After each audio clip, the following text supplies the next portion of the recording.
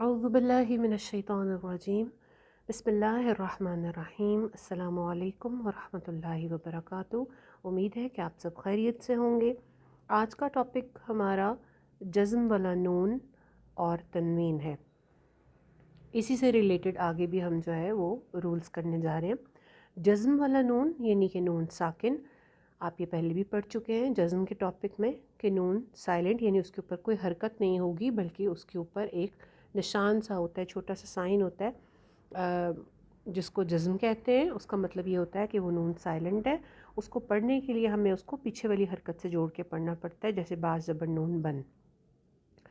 اچھا، جزم والا نون اور تنوین کی بات ہمیشہ اکٹھی کی جاتی ہے، اس لیے کہ تنوین جو ہے یعنی کہ تنوین کس کو کہتے ہیں؟ دو زبر، دو زیر، دو پیش، اس کو تنوین کہتے ہیں۔ یہ بھی آپ پیچھے پڑھ چکے ہیں۔ تو جو تنوین ہوتی ہے اس کے اندر بھی ایک نون چھپا ہوا ہوتا ہے جو کہ دکھائی نہیں دیتا لیکن پڑھنے میں آتا ہے، بظاہر نظر نہیں آتا لیکن پڑھنے میں آتا ہے۔ جیسے با، یہاں پہ آپ کو نظر آ رہا ہے با زبر نون بن، اس کو سائلنٹ نون کے ساتھ یعنی جزم والے نون کے ساتھ پڑھیں، با زبر نون بن۔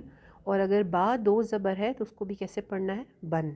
تو بن بن یہ برابر ہے نا، ایک طریقے سے پڑھا جا رہا ہے، صرف رائٹنگ سٹائل ڈیفرنٹ ہے۔ وہاں پہ آپ کو نون نظر آ رہا ہے، با زبر نون بن، نون ساکن دکھائی دے رہا ہے، جبکہ دو زبر کے اوپر آپ کو نون دکھائی نہیں دے رہا، وہاں پہ نون چھپا ہوا ہے، ہڈن ہے۔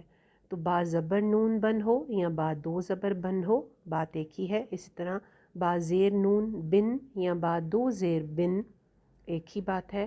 با پیش نون بن یا با دو پیش بن، یہ دونوں جو ہیں یہ ایک دوسرے کے ایکول ہیں، ان کو پڑھنے کا طریقہ ایک جیسا ہوتا ہے۔ صرف فرق اتنا سا ہے کہ رائٹنگ کا سٹائل تھوڑا سا ڈیفرنٹ ہے۔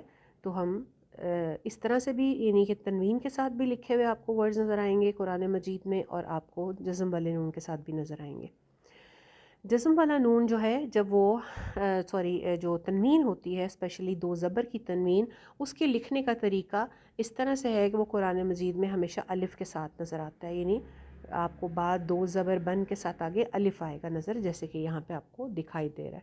تا دو زبر تن الف کے ساتھ نظر آئے گا، سا دو زبر سن الف کے ساتھ نظر آئے گا۔ یہ رائٹنگ سٹائل ہے۔ اس میں یہ نہیں ہے کہ وہ الف ہم نے پڑھنا ہے، الف نہیں پڑھا جاتا ہے، بن تن سن ہی پڑھا جاتا ہے، لیکن وہ لکھنے کا انداز، عربک لکھنے کا انداز اس طرح سے ہے کہ اس کے ساتھ الف لکھا جاتا ہے ہمیشہ۔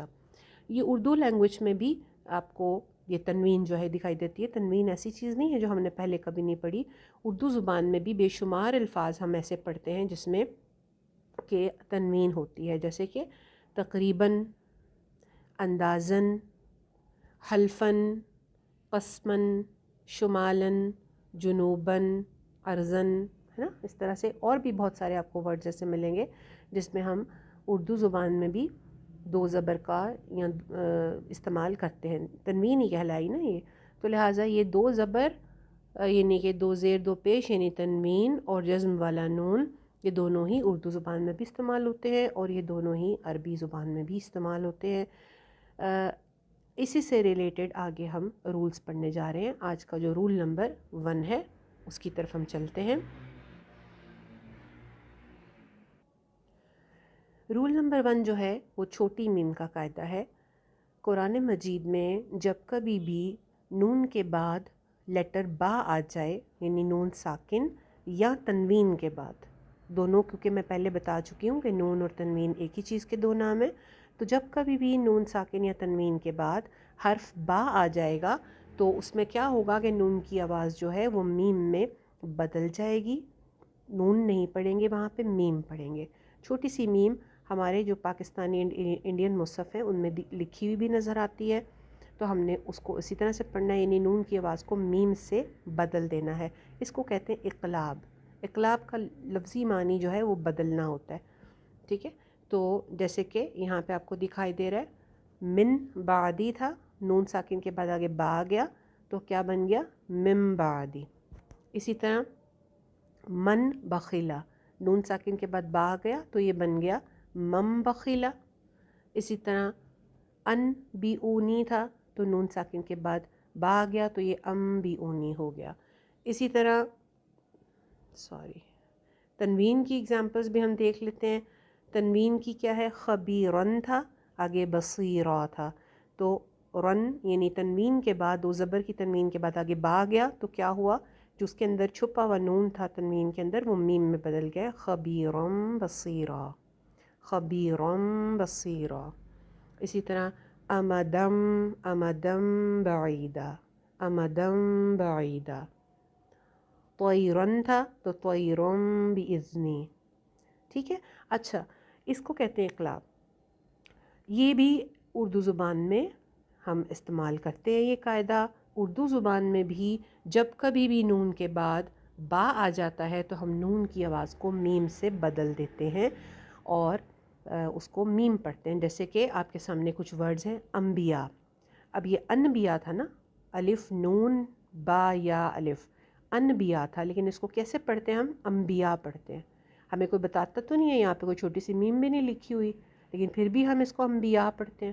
اسی طرح ممبر، میم نون بے اور رے، منبر تھا لیکن کیسے پڑھتے ہیں؟ ممبر پڑھتے ہیں. میم زیر میم، ممبر پڑھتے ہیں. امبرین بہت مشہور نام ہے، انبرین نہیں کوئی کہتا، امبرین کہتے ہیں. استنبول، استنبول ہے، نون لکھا ہوا ہے لیکن ہم میم پڑھتے ہیں کیونکہ نون کے بعد با آ رہا ہے. استنبول. گنبد، گاف نون با دال، گنبد کوئی نہیں کہتا، گنبد. اور بھی اردو زبان میں آپ کو بہت سارے، امبالہ، امبالہ سویٹس، انبالہ ہے لیکن اس کو امبالہ کہتے ہیں. اس کے علاوہ بھی بے شمار ورڈز آپ کو اردو زبان میں بھی ایسے ملیں گے جہاں پہ نون کے بعد با آ جائے تو نون کی آواز کو ہم میم میں بدل کے پڑھتے ہیں. اس لیے یہ رول کوئی ایسا رول نہیں ہے ان یوزول سا رول جس کے بارے میں آپ پریشان ہوں کہ یہ کیا ہے، کیوں ہے اور یہ کیسے آ گیا. یہ ہم اردو زبان میں بھی کرتے ہیں نارملی، اور وہاں پہ چھوٹی میم بھی لکھی نہیں ہوتی، لیکن ہماری زبان کا اصول ہے تو ہمیں پتہ ہے کہ اس کو انبیاء نہیں پڑھنا، اس کو انبیاء پڑھنا ہے. فرق صرف اتنا سا ہے کہ اردو زبان میں پڑھتے ہوئے ہم غنہ نہیں کر رہے ہوتے، جبکہ عربک میں پڑھتے ہوئے ہم نے اس کے اوپر ایک الف کے برابر غنہ کر کے پڑھنا ہے. ٹھیک ہے، صرف اتنا سا رول ہے. اس کو کہتے ہیں اقلاب. ہوپ فلی آپ کو بات سمجھ میں آ گئی ہوگی. نیکسٹ لیسن میں ہم تھوڑی سی اس کی پریکٹس کر لیں گے، قاعدے میں سے اس کے ایکسرسائز کے اندر سے اس کی تھوڑی سی پریکٹس کریں گے انشاءاللہ. السلام علیکم ورحمۃ اللہ وبرکاتہ.